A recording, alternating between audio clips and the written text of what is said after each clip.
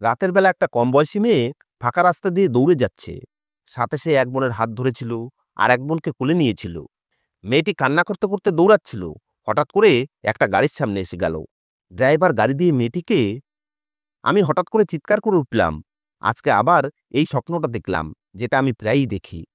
শরীর আমার ঘামে ভিজে যাচ্ছিল। আমি কোনো রকমে নিজেকে সামলালাম আর উঠে রান্নাঘরে জল খেতে গেলাম। আমার নাম নিভা। আমরা ৫ বোন আর আমাদের এক ভাই ছিল। আমি আমার বোনেদের মধ্যে তৃতীয়। আমাদের বাবা বেঁচে নেই, কিন্তু মা আমাদেরকে খুব যত্নে মানুষ করেছেন। যখনই আমার স্বপ্ন আসতো, আমি খুব ভয় পেয়ে যেতাম আর এই স্বপ্ন থেকে তাড়াতাড়ি জেগে ওঠার চেষ্টা করতে থাকতাম। আমাদের ভাই অন্য শহরে পড়াশোনা শেষ করে এখন চাকরি করে আর সেখান থেকে আমাদের জন্য টাকা পাঠায়। বাবাও আমাদের জন্য অনেক কিছু রেখে গেছিলেন। আমাদের বাড়ি ছিল, গাড়ি ছিল আর তার কিছু দোকান ভাড়া দেওয়া ছিল, যেখান থেকে প্রতি মাসে টাকা আসতো। আমার মা আমাদেরকে খুব আদরে মানুষ করেছেন, কিন্তু আমরা এটা জানতাম না যে আমাদের মায়ের মাথায় আমাদের ভবিষ্যৎ নিয়ে কি চলছে। আমার বাবা এই দুনিয়াতে নেই, তারপরেও আমার মা ভয় পাননি। তিনি একা হাতে এতগুলো ছেলেমেয়েকে মানুষ করেছেন, মেয়েদের পড়াশুনো করিয়েছেন আর ছেলেকে চাকরি পাইয়ে দিয়েছেন। এসব কথা শুনতে তো খুব সহজ মনে হয়, কিন্তু একা মেয়ের পক্ষে করা খুব কঠিন। একদিন শহর থেকে ভাইয়ের ফোন এলে মা খুশি মনে ফোন তুললেন, কিন্তু কথা বলতে বলতে তিনি যেন টেনশনে পড়ে গেলেন। আমি যখন জিজ্ঞেস করলাম, কি ব্যাপার, কি হয়েছে মা, তখন মা বলতে লাগলেন, তোদের ভাই শহরে কোনো মেয়েকে পছন্দ করে নিয়েছে। আমি খুব অবাক হলাম, কিন্তু সাথে খুশিও হয়েছিলাম। এরপরে মা বললেন, আমি সেখানে গিয়ে মেয়ে আর মেয়ের বাড়ির লোকেদের সঙ্গে দেখা করে আসি। আমি বললাম, এটা তো খুব ভালো কথা, আমরা সবাই যাব। মা কিছু একটা চিন্তাভাবনা করে বললেন, না জানি মেয়ে কিরকম হবে, তাই আমি একাই যাব, তোদের মধ্যে কেউই আমার সাথে যাবে না। আমি বললাম, কেন, আমরাও মেয়ে দেখতে চাই। কিন্তু মা বলতে লাগলেন যে, আমি কোনো বরযাত্রী নিয়ে যাচ্ছি না, শুধু মেয়ে দেখতে যাচ্ছি, তাই এতজনকে সাথে নিয়ে যেতে চাই না। তোরা সবাই বাড়িতে থাকবি আর বাড়ির দেখাশোনা করবি। মা যখনই কোনো আত্মীয়র বাড়িতে যেত বা কারো বিয়েতে যেত, তখন মা আমাদের সমস্ত বোনকে কখনোই একসাথে নিয়ে যেত না। সে বলতো যে, তোরা সবাই যদি একসাথে রওনা দিস, তাহলে যাদের বাড়িতে যাব তারা তো দেখে ভয় পেয়ে যাবে। তারা ভাববে যে রাবণের বংশ এসে পড়েছে। তাই মা কখনো কখনো এক বোনকে বা কখনো কখনো দুজনকে নিয়ে যেত। দুজনের থেকে বেশি সে কখনোই সাথে নিয়ে যায়নি। যাই হোক, মন ভেঙে গেলেও আমি মাকে বললাম, ঠিক আছে যাও, কিন্তু মেয়ে পছন্দ না করে ফিরে এসো না, কারণ ভাই বলেছে যে বিয়ে ও নিজের পছন্দের মেয়েকেই করবে। ভাই সিদ্ধান্ত নিয়ে বসে আছে, তোমাকে শুধু দেখার জন্য ডাকছে। তোমার যেমনই লাগুক না কেন, তুমি এটাই বলবে যে মেয়ে খুব ভালো, কেননা সে আমাদের ভাইয়ের ভালোবাসা আর খুশি। আমার মা চিন্তায় পড়ে গেল, কেননা সেও জানতো যে ঘটনাটা এরকমই। মা শহরে চলে গেল আর আমি এই কথাটা বাকি বোনেদের বলে দিলাম। বিয়েতে কে কিভাবে আনন্দ করবে সেসব নিয়ে আলোচনায় বসে গেল। এক বোন বলল, আমাদের বাড়িতে এটাই প্রথম বিয়ে, খুব মজা হবে, তাই আমি এই রকম কাপড় পরব। কিন্তু একটা জিনিস খুব অদ্ভুত ছিল যে, না তো মা একবারের জন্য আমাদের ফোন করেছে আর না তো আমাদের ফোন উঠিয়েছে। যদিও আমি তাকে যাওয়ার সময় বলেছিলাম যে আমাদের সাথে তো নিয়ে যাবে না, কিন্তু মেয়ের ছবি কমপক্ষে পাঠিয়ে দিও। কিন্তু মা তো সেখানে গিয়ে পুরো গায়েব হয়ে গেছে। আরও অবাক করা ব্যাপার এটা যে ভাইও ফোন উঠাচ্ছিল না। না জানি তারা দুজনে কি করছিল। ২ দিন পরেই মায়ের ফিরে আসার কথা ছিল, কিন্তু আজকে ১ সপ্তাহ হয়ে গেছে। তাই আমরা সবাই খুব টেনশনে পড়ে গেলাম। আমরা কোথায় যাব, কোন চুলোয় গিয়ে মাথা টুকবো, কিছুই বুঝতে পারছিলাম না। কেননা আমরা তো জানতামই না যে তারা কোথায় আছে। না তো আমাদের কাছে কোনো অ্যাড্রেস ছিল আর না তো কখনো সাথে নিয়ে গিয়েছিল। শুধু জানতাম ওই শহরে আছে। একদিন রবিবারের দিন ছিল। আমরা সবাই বাড়ির ডাইনিং হলে বসেছিলাম। হঠাৎ মা ঘরের মধ্যে ঢুকলো। তাকে দেখে আমরা হতবাক হয়ে গেলাম। হতবাক হওয়ার সবচেয়ে বড় কারণ হলো মা নিজের সাথে কাউকে নিয়ে এসেছে। মায়ের সাথে ভাই আর একটা মেয়েও ছিল, যে নিজের মুখ ঢেকে রেখেছিল আর এমনভাবে ঢেকে রেখেছিল যে তার চোখও ঠিকভাবে দেখা যাচ্ছিল না, কিন্তু সে কোনো যুবতী মেয়ে এটা বোঝা যাচ্ছিল। আমরা কোনো প্রশ্ন করতাম, তার আগেই মা তাকে ভাইয়ের ঘরে পাঠিয়ে দিল আর ভাইয়ের কানে কানে কিছু বলে তারা দুজনে চলে গেল। এরপরে মা নর্মালভাবে ফিরে এসে বলতে লাগলো যে, এত দূর থেকে এসেছি, এক গ্লাস জল এনে দে তো। আমাদের ছোট বোন জল আনতে গেল। মা, এসব কি, এই মেয়েটাকে কোনো অতিথি নাকি আত্মীয়? আমি এই কথাটা মাকে জিজ্ঞেস করলাম, কেননা মায়ের তাকে আমাদের সঙ্গে পরিচয় না করিয়েই ভাইয়ের ঘরে পাঠানো কিছুটা অদ্ভুত ছিল। এরপর আমি বললাম, মা এইসব কি চলছে, আর তুমি কোথায় ছিলে? ফোনও বন্ধ করে রেখেছিলে, আমরা তো খুব টেনশনে পড়ে গেছিলাম। মা চুপ থাকলেও তাকে খুব টেনশনে মনে হচ্ছিল। এরপরে সে বলল, আমার মাথা খারাপ করিস না। যখন থেকে এসেছি তোরা সবাই কোনো ঝামেলার মতো আমার মাথায় চড়ে বসেছিস। আমরা সবাই হতবাক হয়ে থেকে গেলাম। কিন্তু তারপরে মাকে বললাম, আমরা তো শুধু জিজ্ঞেস করছি, কেননা আমাদের খুব চিন্তা হচ্ছিল। মা বলল, তোরা আমার চিন্তা না করে নিজেদের চিন্তা কর। আর যদি জানতে চাস ওই মেয়েটাকে, তাহলে শোন, সে তোদের ভাইয়ের বউ। কিন্তু খবরদার, যদি কেউ ওই ঘরের দিকে যাস বা ওর সঙ্গে কথা বলার চেষ্টা করিস, তাহলে আমার থেকে খারাপ আর কেউ হবে না, এই কথাটা মনে রাখিস। মা এই কথাটা তো রাগী আর জোর গলায় বলল, কিন্তু যদি এই মেয়েটা সত্যি আমাদের ভাইয়ের বউ হয়, তাহলে মায়ের আওয়াজ সেও শুনতে পেয়েছে। এরপরে মা উঠে নিজের ঘরে চলে গেল, আর আমরা সবাই একে অপরের মুখ দেখতে থেকে গেলাম। কত কি ভেবেছিলাম, যে ভাইয়ের বিয়ে হবে, আনন্দ করব, আর এদিকে মা মেয়ে দেখতে গিয়ে বউ সাথে করে নিয়ে এসেছে। আর এখন আমাদেরকে পুরো কথাও বলছে না। আমরা তো ড্রেস বানাতে চাইতাম, চুড়ি কিনতে চাইতাম। একটাই তো ভাই ছিল আমাদের, তার বিয়েতে আনন্দ ফুর্তি করা তো আমাদের অধিকার। কিন্তু আমাদের সব স্বপ্ন ভেঙে চুরমার হয়ে গেছে। আমাদের মা আমাদের ভালোই খেয়াল রাখত, কিন্তু আমাদের জীবনে এন্টারটেইনমেন্টের খুব অভাব ছিল। আমরা একা কোথাও যেতে পারতাম না, তাই বেশিরভাগ সময় বাড়িতেই থাকতাম। এই অবস্থায় ভাইয়ের বিয়ে একটা অনেক বড় সুযোগ ছিল, কিন্তু এখন মনে হচ্ছে এই সব কিছু শেষ হয়ে গেছে। সেদিন সন্ধ্যায় আমি নিজের ঘরের ব্যালকনিতে দাঁড়িয়ে এসব নিয়েই চিন্তা ভাবনা করছিলাম। সে সময় আমি উপর থেকে দেখলাম আমাদের বাড়ির দরজার পাশে একটা লোক দাঁড়িয়ে, যার চোখ আমাদের দরজার দিকে ছিল। না তো সে কোথাও যাচ্ছিল, আর না কারোর সাথে কথা বলছিল। ব্যাস চুপচাপ কোমরে হাত দিয়ে দাঁড়িয়েছিল। আর তার থেকে কিছুটা দূরেই তার গাড়িও ছিল, যেটা অনেক বড় আর দামি। না জানি সে কে, কিন্তু হয়তো দাঁড়িয়ে কারো জন্য অপেক্ষা করছিল। যাই হোক, এই সময় আমি নিজেই খুব টেনশনে ছিলাম। মা নিজেও কিছু বলছিল না, তার উপরে আমাদেরকে আবার দাদার সঙ্গে এই ব্যাপারে কথা বলতেও নিষেধ করে দিয়েছিল। এই অবধি তবুও ঠিক ছিল, কিন্তু এই বাড়িতে যা হচ্ছিল। মা বলেছিল, সবাই নিজের নিজের কাজ নিয়ে থাক, এর বেশি প্রশ্ন করার কোনো দরকার নেই। আমরা সব বোনেরা খুব অবাক ছিলাম। তাই আমরা সব বোন একসাথে বসে আলোচনা করছিলাম যে আসলে হচ্ছেটা কি। এক বোন বলল যে মনে হয় মায়ের মেয়ে পছন্দ হয়নি, কিন্তু সাথে নিয়ে আসতে বাধ্য হয়েছে। এই কারণেই তাকে ওই ঘরে রেখেছে, ইংরেজদের মতো অত্যাচার করবে বলে। অন্য এক বোন বলল, মনে হয় মেয়েটা খুব বেশি লাজুক, আর তাই কাউকে নিজের মুখ দেখাতে চায় না।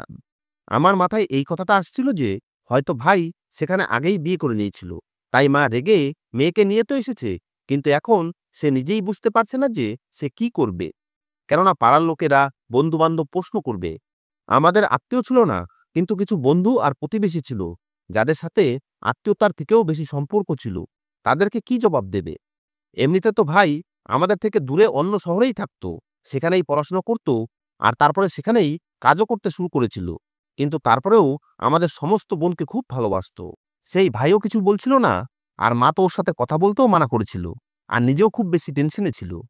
আমাদের বাড়িতে ল্যান্ডফোনের কানেকশন ছিল, কিন্তু আমি নিজের কোনো বন্ধুকে কল করার জন্য যখন ফোন করলাম, তখন ফোন লাগছিল না। আমি মাকে বললাম, এটা কি হয়েছে? এটা কি খারাপ হয়ে গেছে? মা বলল, না, আমি এর কানেকশন বন্ধ করে দিয়েছি। আমি অবাক হয়ে বললাম, বাড়িতে ফোনের কানেকশনের দরকার, তারপরেও তুমি কেন বন্ধ করে দিয়েছো?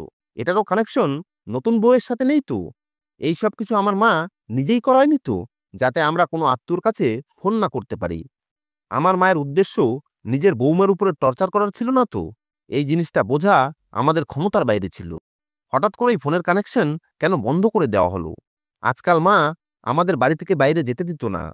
আমাদের সবার পড়াশোনা তো শেষ হয়ে গেছিল, কিন্তু আমার ছোট বোনের প্র্যাকটিক্যাল পরীক্ষা বাকি ছিল। কিন্তু মায়ের কথা ছিল, কোনো দরকার নেই পরীক্ষা দেওয়ার। বোন বলছিল, যদি ও প্র্যাকটিক্যালে ফেল করে যায়, তাহলে সব কিছুতেই ফেল হয়ে যাবে। মায়ের কথা ছিল যে আমার এক বন্ধু আছে, তাকে বলে নম্বর ঠিক আনিয়ে দেব। কিন্তু তোর বাইরে যাওয়ার কোনো দরকার নেই। আগে আমরা পাড়ায় যেতাম, কিন্তু এখন সেখানেও আমাদেরকে যেতে দেওয়া হয় না। নতুন বউয়ের এই বাড়িতে আসা 1 সপ্তাহ হয়ে গেছে।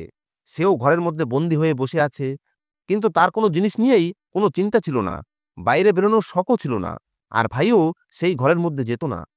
এখানে এতগুলো অদ্ভুত জিনিসের মধ্যে আর একটা অদ্ভুত জিনিস ছিল যে আমাদের বাড়িতে এমনিতে একই রকম খাবার তৈরি হতো, আর আমরা সমস্ত বোনেরাই ডাল ভাত খেতে খুব পছন্দ করতাম।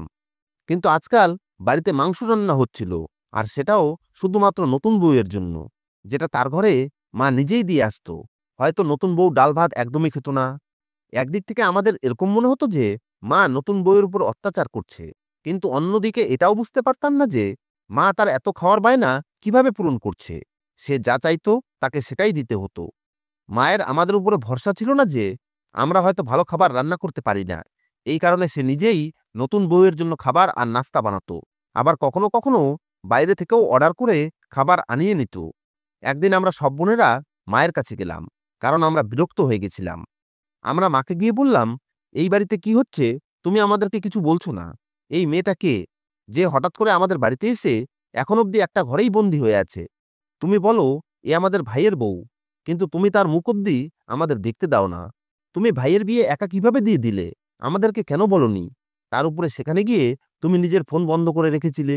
এবার সত্যি বলো, এসব কি হচ্ছে? মা জানতো শেষ পর্যন্ত তাকে আমাদের প্রশ্নের জবাব দিতেই হবে। তাই এবার মা বলল, তোর ভাই আগে থেকেই সেই মেয়েকে বিয়ে করে বসেছিল, আর আমাকে মিথ্যা বলে শুধু শুধু ডেকেছিল। মেয়েটার বাড়ির লোকেদের সাথে ওর কোনো প্রবলেম চলছিল, আর এখন তারা ওকে মেরে ফেলতে চায়। কিন্তু তারা জানে না যে আমরা ওকে কোথায় নিয়ে এসেছি।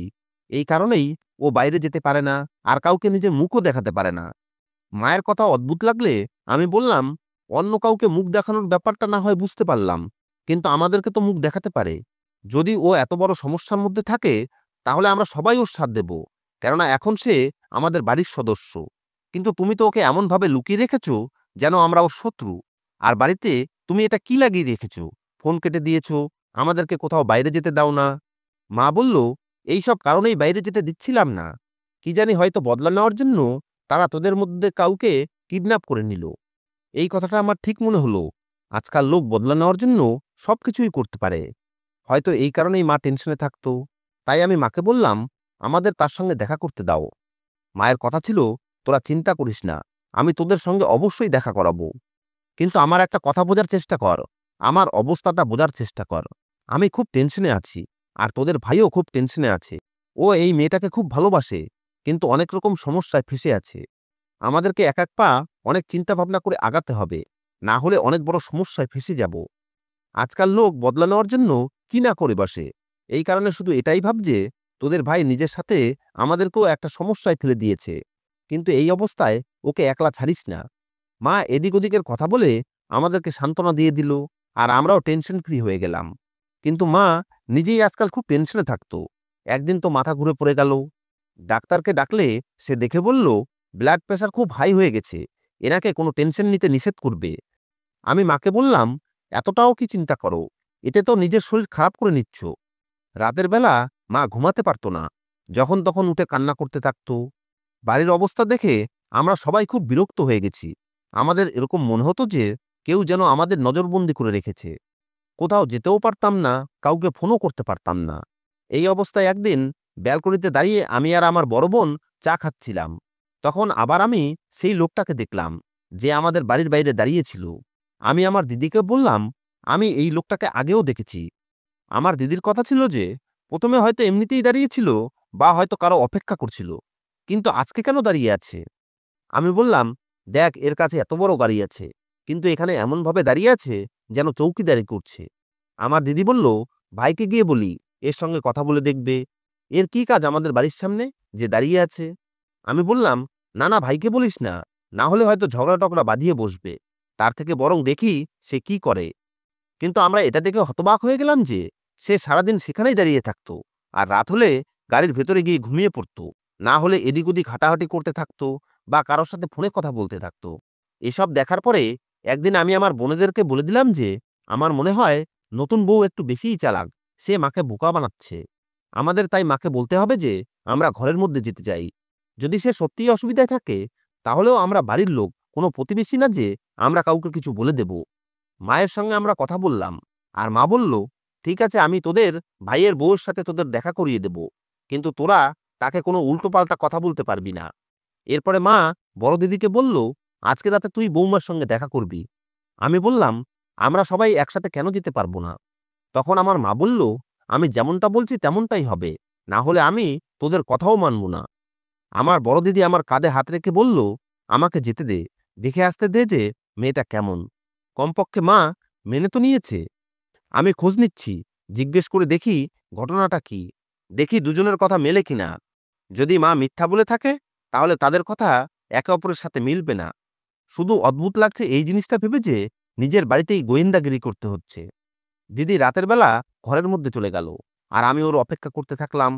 আমার মনে হয়েছিল যে কিছু সময় পরে ফিরে আসবে, কেননা ও তো ওখানে ঘুমাতে যায়নি, আর ভাইও ওই ঘরের মধ্যে ছিল। আমার বাকি বোনেরা ঘুমিয়ে গেছিল, আর কিছু সময় পরে আমার চোখও বন্ধ হয়ে গেল। হঠাৎ করে আমার ঘুম ভেঙে গেলে আমি দেখলাম ভোর 4টা বাজে, আর আমার বড় বোন ঘরের মধ্যে নেই। আমি অবাক হয়ে গেলাম যে তাহলে কি ও সেখানেই ঘুমিয়ে গেছে। সকালে যখন বাইরে বেরোলাম, তখন দেখলাম ভাই কোথাও যাওয়ার জন্য বের হচ্ছে। ভাই যাওয়ার প্রায় 2 ঘন্টা পরে দিদি বাইরে এলো। ওর মুখ অদ্ভুত রকম লাগছিল। ওর চোখ দেখে মনে হচ্ছিল যেন সারা রাত কান্না করেছে। আমি দিদিকে বললাম, কি হয়েছে, সবকিছু ঠিক আছে তো? কিন্তু ও কোনো জবাব দিচ্ছিল না। একদম ছোট বাচ্চার মতো কান্না করতে করতে ঘরের মধ্যে চলে গেল। আমি ওর পিছন পিছন গেলাম, কিন্তু ও বাথরুমে চলে গেল, আর বাথরুমের ভেতর থেকেও ওর কান্নার আওয়াজ আসতে লাগলো। আমি তো হতবাক থেকে গেছিলাম যে ও তো ভাইয়ের বউয়ের সঙ্গে দেখা করতে গেছিল। তাহলে কি সেই নতুন বউ সারা রাত ওকে দিয়ে কোনো কাজ করিয়েছে? এভাবে কান্না করে করে আমার দিদির অবস্থা এমন হয়ে গেছিল যে ও কিছুই বলছিল না। আমি ওকে জিজ্ঞেস করার সব রকম চেষ্টা করলাম। আমি ওকে বাবার দিব্যি দিলাম, আমার দিব্যি দিলাম, কিন্তু ও এমনভাবে চুপ রইল যেন ওর মুখে কেউ তালা লাগিয়ে দিয়েছে। পরের রাতে মা মেজ বোনকেও ভেতরে পাঠিয়ে দিল। মেজ বোনও সারা রাত সেই ঘরের মধ্যে থাকলো। তারপরে যখন ও ফিরে এলো, তখন ওর অবস্থাও বড় দিদির মতোই ছিল, যেন দুজনেই বোবা হয়ে গেছে। আমাদের বাড়িতে কি হচ্ছে, এই সব কিছু আমার জন্য একদমই নরমাল ছিল না। আমি যে প্রশ্ন করতাম তার জবাব আমাকে কেউ দিচ্ছে না। সবাই যেন কেমন হারিয়ে গেছে। আর এই বাড়িতে যা কিছু হচ্ছে সেটা একদমই নরমাল না। আমি একটু বেশিই ভাবতাম। এই কারণেই আমার মাথায় অনেক কথাই আসছিল। তৃতীয় নম্বর আমার ছিল, আর এখন আমাকে সেই ঘরে যেতে হতো। কিন্তু আমি বুঝতে পারছিলাম না যে দুই দিদির সাথে কি হয়েছে। আমি ওদেরকে অনেক খারাপ খারাপ কথা শুনিয়েছি। ওদেরকে বলেছি যে আমাকে বলে দে ভেতরে কি হয়েছে। আজকে মা আমাকে পাঠাবে। তোরা কি এটাই চাস যে তোদের সাথে যদি কিছু হয়ে থাকে সেটা আমার সাথেও হোক? তোদের সাথে কি এমন হয়েছে? ওই ঘরটা এই বাড়িতেই, যেখানে আমাদের ভাইও থাকে, কোনো নরক তো নয়। তখন আমার বড় দিদির মুখ থেকে বেরিয়ে গেল, নরকই। আমি অবাক হয়ে গেলাম যে দিদি এরকম কথা কেন বলছে, আর মা কি করছে আমাদের সাথে। কিন্তু এটাই হয়তো একমাত্র উপায় যে আমি ভেতরে গেলে তবেই জানতে পারবো যে ভেতরে হচ্ছেটা কি। কিন্তু দুজনের অবস্থা দেখে আমার যেতেও ভয় করছিল। সন্ধ্যাবেলা মা আমাকে বলে দিল, যা। তখন আমি বললাম, ভেতরে কি কিছু? আমি আর কিছু বলতাম, তার আগেই মা আমার মুখের উপরে হাত রেখে দিল, আর বলল, কোনো প্রশ্ন করলেও আমি তোকে কিছুই বলবো না। এদিকে আমি সবকিছু জানতে চাইতাম, এই কারণে চুপ হয়ে গেলাম। আমার মাথায় অনেক কিছু চলছিল, কারণ আমি এখন অবধি সমস্ত ঘটনার উপরে নজর রেখেছিলাম। আর আমি বুঝতে পারছিলাম যে যা কিছু হচ্ছে সেটা খুবই খারাপ হচ্ছে। এই বাড়িতে হঠাৎ করে একটা মেয়ে এলো, যে কাউকে নিজের মুখ অবধি দেখাচ্ছিল না। তার উপরে আমার মায়ের দুশ্চিন্তাগ্রস্ত মুখ, আর বারবার টেনশনে অসুস্থ হওয়া। আমার দাদা অসহায় মানুষের মতো এদিক ওদিক ঘুরছিল। আর আমার দুই দিদি, যারা ওই ঘরের মধ্যে রাত কাটিয়ে এসেছে, তাদের অবস্থাও এরকম ছিল যেন তাদের সাথেও অনেক বড় অত্যাচার হয়ে গেছে। আমি ঘরের মধ্যে ঢুকলাম, কিন্তু সামনের দৃশ্য দেখে হতবম্ব হয়ে গেলাম। আমার ভাই দরজা বন্ধ করে দিল, আর ভাইয়ের বউও সেখানে ছিল, যাকে দেখতে ভালোই সুন্দরী আর কোনো বড় পরিবারের মনে হচ্ছিল। কিন্তু এরপরে যা কিছু সেখানে হলো, সেটার আশা আমার একদমই ছিল না। এই ঘরে আরেকটা লোক বসেছিল, যাকে আমি আজকের আগে কখনোই দেখিনি। সে এক সাইডে বসেছিল। কিছু সময় পরে সেখানে আর একটা লোক এলো, যার কাপড় চোপড় দেখে উকিল বলে মনে হচ্ছিল, আর তার হাতে একটা ফাইল ছিল। সে বলল, বিয়ের রীতিনীতি শুরু করি। আমি হতবাক হয়ে গেলাম, আর আমার পায়ের নিচ থেকে মাটি বেরিয়ে গেল। এরা আমার বিয়ে এ কার সাথে করাচ্ছে? আমি বললাম, আমি বিয়ে করব না। ভাই, এইসব কি হচ্ছে? তুমি এখানে আছো, তারপরেও এরা এসব কি করছে? যে লোকটার সাথে আমার বিয়ে দিচ্ছ, আমি তো একে চিনিও না। তাহলে বিয়ে কিভাবে করতে পারি? এসব হচ্ছেটা কি? সেই লোকটা আমার সিগনেচার নেওয়ার চেষ্টা করলো। বিয়ে কোর্ট ম্যারেজের মতো হচ্ছিল। তাছাড়া সেই লোকটার হাতে সিঁদুর আর মঙ্গলসূত্র ছিল, যেটা জবরদস্তি আমাকে পরিয়ে দিতে চাইছিল। সেই লোকটা বলল, চুপচাপ বসে থাকো, না হলে তোমার ভাইকে জীবন্ত মেরে দেব, আর তোমার মাকেও। ভাই আর মায়ের জীবনের কথা ভেবে আমি সেই লোকটার কাছে গিয়ে বসে পড়লাম। কিন্তু আমি আমার এক বন্ধুকে বলে রেখেছিলাম যে আমি যদি তোকে সাহায্যের জন্য মেসেজ করি, তাহলে তুই তাড়াতাড়ি তোর দাদাকে নিয়ে আমার বাড়িতে এসে যাস। ওর দাদা পুলিশে ছিল। আমি এতটাও পাগল ছিলাম না যে কোনো ব্যবস্থা না নিয়েই সেই ঘরের মধ্যে এসে যেতাম, কেননা এখানে আমি অনেক কিছু দেখেছি। হেল্পের মেসেজ আমি আগেই টাইপ করে রেখেছিলাম, যেটা আমি সেন্ড করে দিলাম। কিছু সময় পরেই যখন পুলিশের গাড়ির আওয়াজ এলো, তখন সেই লোকগুলো হতবাক হয়ে গেল। আর পুলিশ ভেতরে এসে গেল। তারা এসে আমাকে জিজ্ঞেস করলো কি প্রবলেম হয়েছে। আমি বললাম যে এই দুজন এখানে জবরদস্তি আমার বিয়ে দিচ্ছে আর আমাদেরকে এই বাড়িতে বন্দি করে রেখেছে। যেহেতু আমি এইসব কিছু করে নিয়েছি, তাই আমি খুশি ছিলাম যে আমি খুব ভালো কাজ করেছি। আমার দুই দিদির সাথে যদিও এটাই হয়েছিল, কিন্তু আমি এটা নিজের সাথে কিভাবে হতে দিতে পারি। আমি বললাম, বাইরে একটা লোক দাঁড়িয়ে আছে যে আমাদের বাড়িতে নজর রাখে আর আমাদেরকে বন্দি করে রেখেছে। আমি এসবই বলছিলাম, তখনই আমার ভাইয়ের চেহারা হঠাৎ করে বদলে গেল। ও কিছুটা নার্ভাস হয়ে গেল। আমার মাও অস্বস্তিতে ছিল। সে আমাকে বলল যে এটা তুই কি করে দিয়েছিস, এখন আমাদের সাথে খুব খারাপ হবে। সেই মেয়েটা যে আমার ভাইয়ের বউ হয়ে বসে আছে আর সেই লোক দুজনকে পুলিশ জিজ্ঞাসাবাদ করছিল। এতে তারা যা বলল সেটা শুনে পুলিশ তাদেরকে হাত অব্দি লাগালো না, কেননা তারা অনেক ধনী এক লোকের সন্তান আর তার লোক ছিল। এখন আমার মা ছিল যে সবকিছু বলতে পারত, কেননা সে সবকিছুই জানত। আর সেই এই মহিলাকে এই বাড়িতে নিয়ে এসেছিল। আমার মায়ের বক্তব্য ছিল, আমি অনেক বড় এক পরিবারের বউ ছিলাম, কিন্তু আমার দোষ এটাই ছিল যে আমি ভালোবেসে বিয়ে করেছিলাম আর আমি শুধু মেয়ের জন্ম দিয়েছিলাম।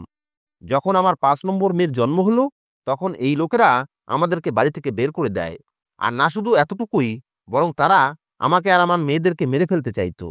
২ মেয়ে আমার কাছেই ছিল আর ৩ মেয়েকে আমি বাড়ি থেকে পালিয়ে যেতে বলেছিলাম। তার মানে যে স্বপ্ন আমি প্রত্যেক রাতে দেখতাম সেটা স্বপ্ন ছিল না, সেটা আমার ছোটবেলার একটা স্মৃতি। যখন আমি আমার বোনেদের জীবন বাঁচানোর জন্য ওদের নিয়ে পালাচ্ছিলাম, কেননা মাঝরাতেই আমাদের উপরে হামলা হয়েছিল। সেই হামলায় আমার আসল বাবা এই দুনিয়া থেকে চলে যায়। আর যে গাড়ির লোকটার সাথে আমাদের ধাক্কা লেগেছিল, সেই লোকটাকে আমি নিজের বাবা ভেবে এসেছিলাম। সেই লোকটা আমাদেরকে বাড়িতে নিয়ে আসে। সে আমাদেরকে বাঁচায় আর আমার মাকে বিয়ে করে। আর আমাদের ভাই তার এই সংসার থেকেই হয়েছিল। কিন্তু সে খুব অসুস্থ মানুষ ছিল। এরপরে সে নিজেই এই দুনিয়া থেকে চলে যায় আর তার সমস্ত সম্পত্তি আমাদের হয়ে যায়। কিন্তু আমার ভাইকে টার্গেট করা হয় আর আমাদের শত্রুর মেয়ে আমার ভাইয়ের সাথে ভালোবাসার নাটক সাজায় আর বিয়ে করে আমাদের বাড়িতে এসে যায়। তারপরে সে নিজের আত্মীয় স্বজনের সাথে মিলে আমাদের সবাইকে এই বাড়িতে নজরবন্দি করে দেয়। সেই যে লোকটা বাইরে দাঁড়িয়ে থাকে, সে এই মেয়েটার দাদা। আর এরা নিজেদের বদলা নেওয়ার জন্য আমাদের সবার বিয়ে নিজেদের বাড়ির চাকরের সাথে করাতে চাইতো। যাদের সাথে আমাদের বিয়ে হচ্ছিল, তারা কখনোই আমাদেরকে খুশিতে রাখত না, বরং আমাদেরকে অপমান করত, অত্যাচার করত। কেননা আমার মায়ের শাশুড়ির কথা ছিল যে এ আমার ছেলেকে ফুসলিয়ে নিজের সাথে নিয়ে যায় আর তারপরে ওকে এই দুনিয়া থেকে উপরে পাঠিয়ে দেয়। তাই আমি একে কখনোই শান্তিতে থাকতে দেব না। আমরা সেই লোকেদের নজরে তখন আসি যখন আমরা যুবতী হই। এখন আবারও এরা আমাদের থেকে বদলা নেওয়ার জন্য আমাদের সেই বাড়িতে নিয়ে যেতে চাইতো, যেটা একটা নরক ছিল। যদি আমরা সেখানে চলে যেতাম, তাহলে এরা আমাদের উপরে অত্যাচার করতে থাকতো। আমার ২ দিদিও এই ঘরে এলো।